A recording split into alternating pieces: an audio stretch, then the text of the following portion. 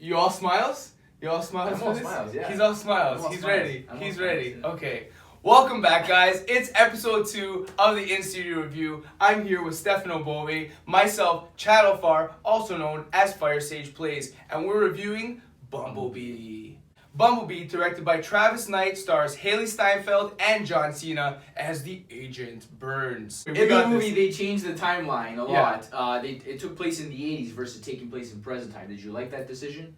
I thought it was a really good decision. Normally, we're used to everything being integrated into the new times for the millennials, but we got a nice sneak peek of going backwards into the 80s, one of the most popular eras, and the biggest era, arguably, for Transformers. Definitely.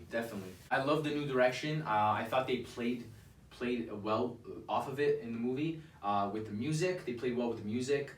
They incorporated the music in Bumblebee's speech patterns. Yeah, that was really cool. It was really cool. Definitely so many nostalgic 80s moments. The Breakfast Club scenes. Breakfast Club, oh my god. Some really funny interactions with it taking place in the 80s. This movie hit a lot of those points, definitely. Let's talk about the opening scene. Scene is huge. Huge for Transformers fans. The opening scene, what did you see in there? All kinds of Autobots and Decepticons just going at it at war on Cybertron. Huge all-out battle, interactions and fight scenes, and it was like a 5-minute brawl on Cybertron, and it really hyped up this movie. Really made me anticipate the rest of the movie, and seeing characters like Shockwave and Soundwave and Ravage and everybody, all the Autobots just fighting it out. It was crazy. I've never seen such clean-cut CGI for Transformers. This intro scene for Bumblebee really set up what could possibly happen with future Transformers movies if they have the right direction and cut it all together properly. What I want to see for a future Transformers movie is Transformers version of the Planet of the Apes saga that's currently running, where it's just Transformers. That would be amazing. And 99% of all the people in the movie are just Transformers. I don't want to see parents. I don't want to see those kind of characters. They're not necessary to the overall plot of the Transformers and the war that's going on.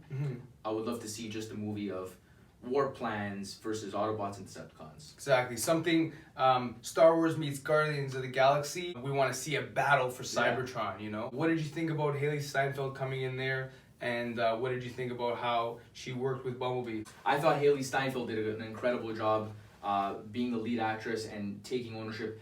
It can't be easy interacting with something that's not physically there, Bumblebee. So she's a young actress, and I thought she did an amazing job. A lot of potential. I mean, Definitely when you're there, right? Yeah. There's a green screen, and you're kind of there. You're given some sort of word blurb and direction, and you're told, okay, Bumblebee's there, react. And I thought overall the acting, especially for her, was done very well. John Cena, how did you think John Cena did? I actually love John Cena in this role. I think he was less like, hey, I'm a wrestler, I'm a bulky wrestler. I think he was a little bit more committed in this military role. Yeah, no, definitely. John Cena is one of those characters. He's obviously a badass guy, and you want to see him just jump in there. And there were amazing scenes of him just like going at it. So that one scene where he was just in the jet and just shooting at the Decepticon. When he was in the jet, and that one scene where he gets on top of that the Jeep, or is it the Humvee? Yeah. And he's kind of got that harpoon thing. Yeah, what is that? Yeah. That exists? You could just kind of the army just harpoons people? That's insane. Obviously, they're the main two characters. The side characters for me. They had their moments. They had their moments. They definitely, all three of them. Comic moments. What are one of the funniest moments maybe in the movie that you got? We got a lot of funny moments in Transformers movies. There were a lot of funny moments just with Bumblebee and the music. The Breakfast Club scene where he's lifting up his hand. Those are funny moments. Yeah, I love 80s music, so those were really fun to look at. The stepdad actually had a couple funny moments. Yeah, he did. He had some redemption moments. I could have done with less of the family. Yeah. Less of the backstory. We got a lot of that with Charlie. I would have preferred a little bit more of Transformers, more of them. It's a title series, right? So they focused a lot on the family relationships and all of that, and I could have seen more. I would have liked to see more Transformers. Yeah, I think that's the main thing that could have worked a little bit better, is that the Transformers really can carry their own movie, like you said earlier on. They really should deserve their own, shot at the spotlight and actually have some sort of Planet of the Apes battle for Cybertron, just Autobots versus Decepticons. Yeah.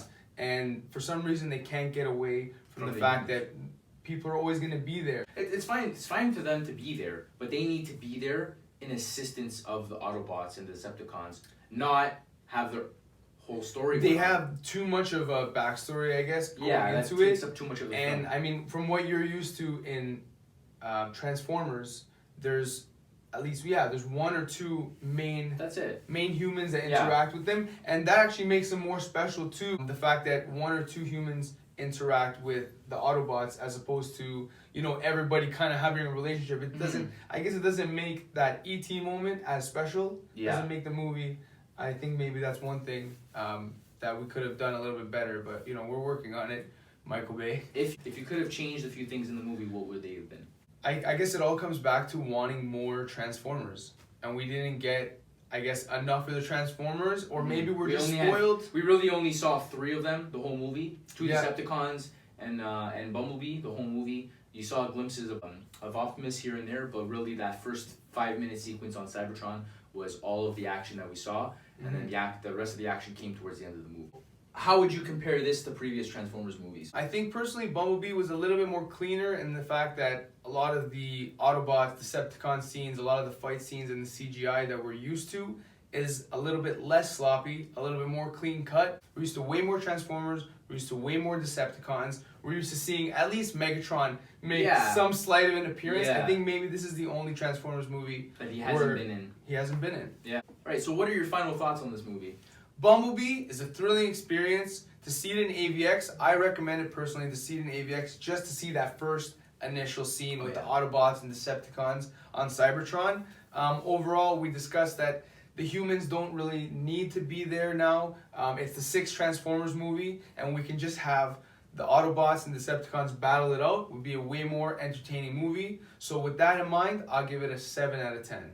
Alright, so overall, we watched Bumblebee, we experienced it on the big screen. What do you think? I love the opening sequence, and for me, that opening sequence of the Autobots and Decepticons battling it on Cybertron really overhyped the movie for me. Amazing. And amazing and disappointing. Amazing and disappointing all at the same time, because I was expecting more of that later on. Obviously not Cybertron, I knew they were going to Earth, but I was expecting at least a few more Autobots and Decepticons to make their way before the end of the movie. So a little disappointed that we didn't get to see more Autobots and Decepticons. They teased us a lot, especially at the end with Optimus showing up in just his classic rig form. Stay after the scenes, stay after the credits. For me, there were a lot of relationships and human interactions that were a little bit unnecessary and didn't really play well with the rest of the story plot. I thought that the threat level in the movie didn't compare to the other previous movies. I thought that the threat level was a lot higher in other movies, but I did like that they kind of toned it down. They got rid of all of the history of the Transformers and they started fresh. So overall, I would give this movie a 7 out of 10. If you like what you've seen here, guys, click right here, follow, like, comment. Don't be afraid to give us other ideas for other movies you want to see me and Stefano review in the future. Transformers, robots in disguise. Eyes. Transformers. What are you guys still doing here? Video's over. Hit like, hit subscribe. Take care, guys. How does this work? Hi, Michael Bay.